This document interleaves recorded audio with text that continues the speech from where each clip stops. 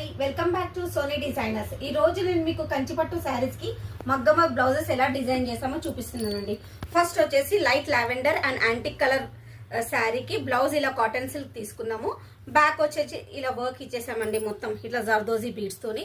And hands కి lines ఇచ్చి net ఇచ్చి ఇలా వర్క్ ఇచ్చామండి. ఈ శారీకి ఈ బ్లౌజ్ ఇలా చేసాం.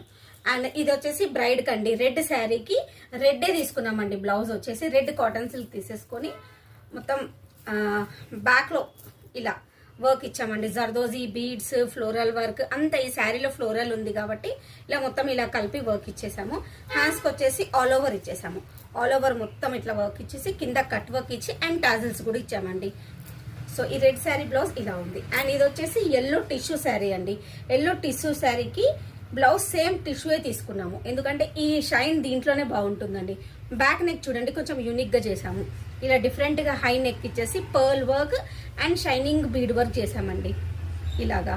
అండ్ హ్యాండ్స్ చూడండి, మీరు హ్యాండ్స్ వచ్చేస్తే ఇట్లా సెల్ఫ్ బార్డర్ మీద ఇలా ఒక బంచ్ చేసాము, మంచిగా పర్ల్స్ జర్దోజీతోని ఇలా బంచ్ చేసేసి దీన్ని ఇలా డిజైన్ చేసాము.